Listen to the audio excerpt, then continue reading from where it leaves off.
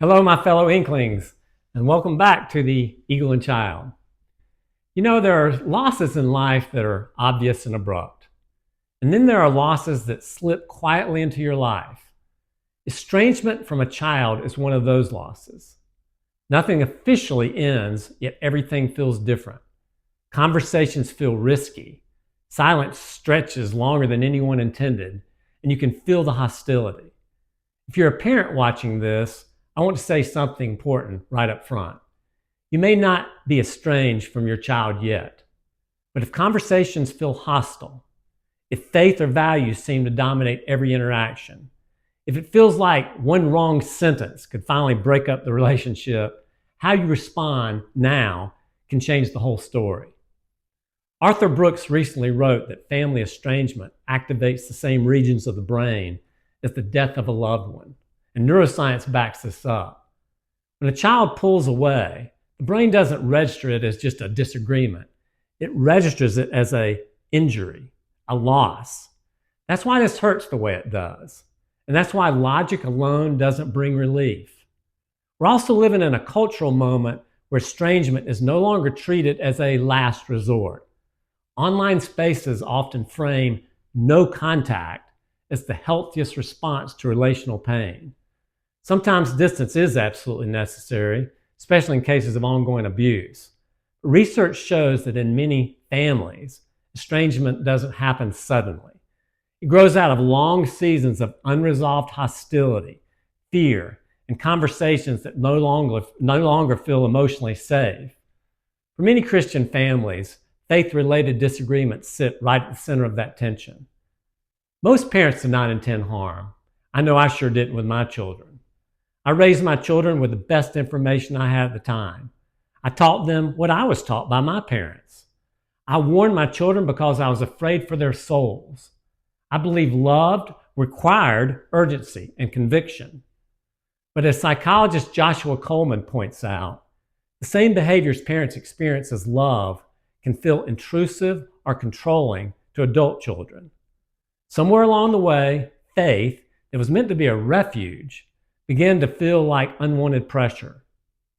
I want to pause here and say this is someone who is speaking not from theory alone, both with my parents and with my children. I've sat on both sides. I've shared my journey with Colin and our encounter when he told me he was an atheist.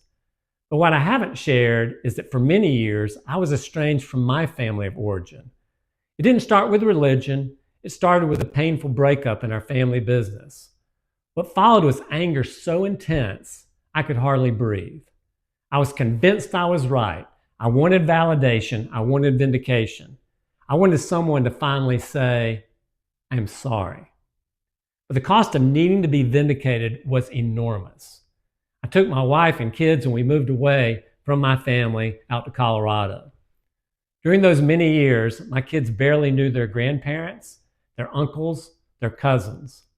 While I told myself I was keeping my safe boundaries, I also was allowing my heart to harden. 30 years after leaving North Carolina, one of the main reasons I've come back is to restore those relationships as much as possible with the family members who are still alive. It's not to say there hasn't been some healing in the past, because there has been, but I can feel it in my body that there's more healing and restoration available.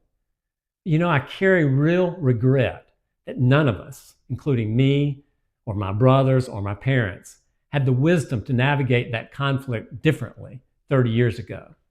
It's one of the great tragedies of my life. That experience is one of the primary reasons I now do mediation work. I've seen firsthand how family and business conflicts, when handled unwisely, create long-lasting emotional harm that spreads far beyond the original disagreement. It has a massive negative ripple effect onto the next generation.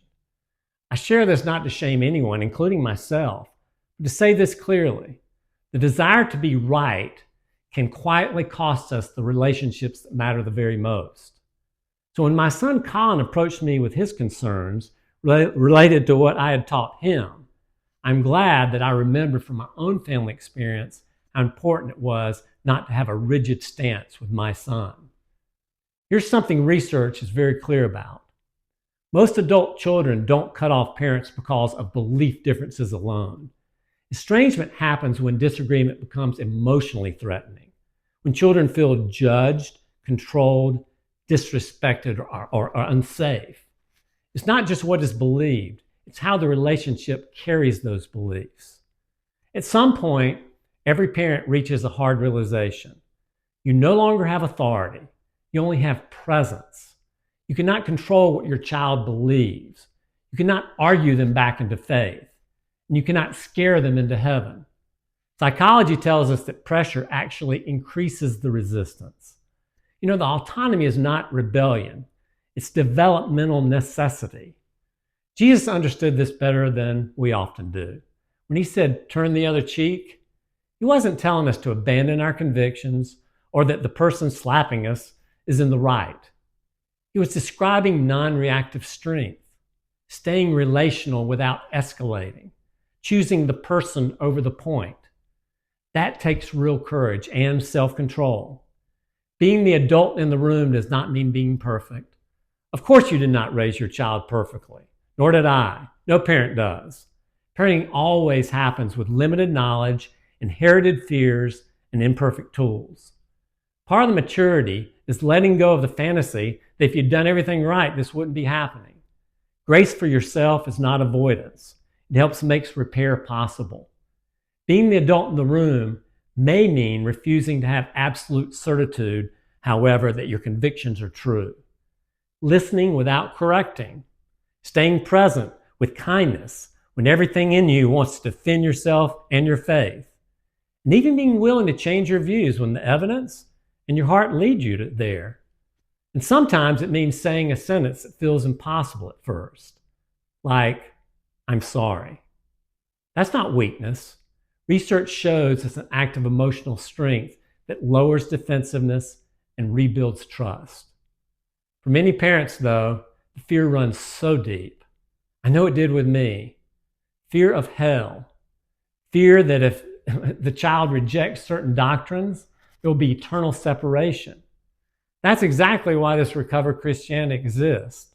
I want to help parents discover broader, historically true Christian stories. I desire to give historically accurate narratives that may be different, but still Christian. When parents are less afraid that their child is one wrong belief from eternal damnation, they're freer to love without pressure, to listen without panic, and to trust God with what they cannot control. Paul says that nothing can separate us from the love of God. Not doubt, not anger, not distance, and not even deconstruction. Parents were never meant to be the saviors. That role's already taken. Trust that God will deliver what your child needs. That may take a lot of patience. So here's the question I leave you with. Do you want to be right? Or do you want to be in relationship? Love doesn't guarantee reconciliation, but it sure keeps the door wide open. And sometimes that's the most Christ-like thing a parent can do. As stated in 1 Peter 4:8, above all, I'm going to say it again, above all, love each other deeply. And what is love? Love is patient and love is kind.